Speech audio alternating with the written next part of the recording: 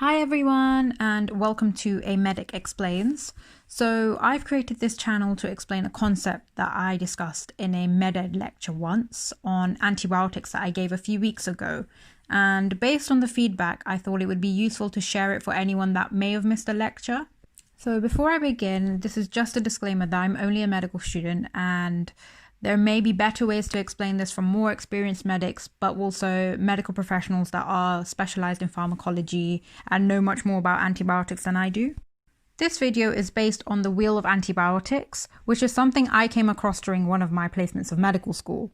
It does not cover every antibiotic that's out there, but it did cover the most common antibiotics that I have seen that are commonly used in practice at the hospital trusts that I've been at. So to begin with, I've drawn out this wheel that shows the different types of bacteria which can cause infection. We have gram-positive bacteria, which includes organisms such as Staphylococcus and Streptococcus. And moving on, we have Neisseria, Moraxella and E. coli, which are examples of gram-negative bacteria. Then we also have the more specific sections in this wheel, such as anaerobes and Pseudomonas, both of which are specific type of gram-negative bacteria.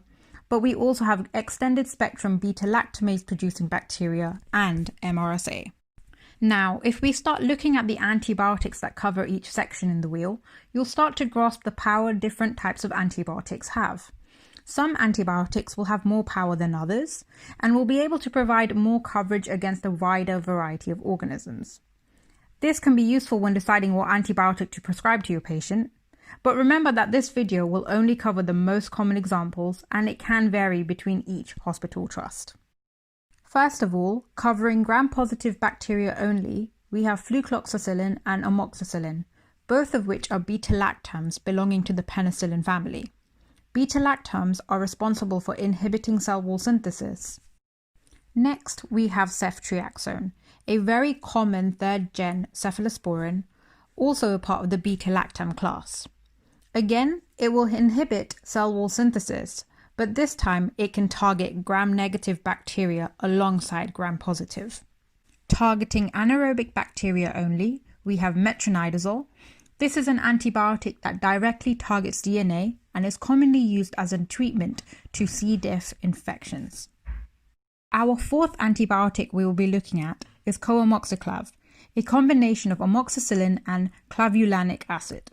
Essentially, this is much more powerful than using amoxicillin on its own, as it is more efficacious when combined with a beta-lactamase inhibitor.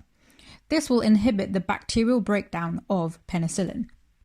Next up is tazocin, also known as pip-taz or piperacillin and tazobactam. Again, this is a combination of a penicillin with a beta-lactamase inhibitor and can provide much more coverage than coamoxiclav.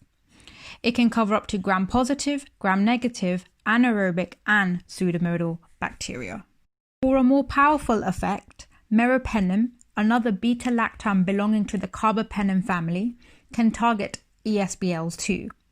ESBLs, also known as extended spectrum beta-lactamases, are enzymes that confer resistance to most beta-lactam antibiotics. And finally, vancomycin and teicoplanin conclude the wheel. However, they can only target gram-positive and MRSA bacteria.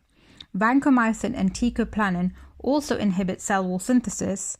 However, they belong to another class of antibiotics known as the glycopeptides.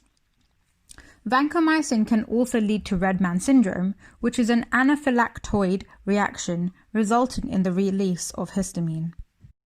And that concludes the wheel and my first video.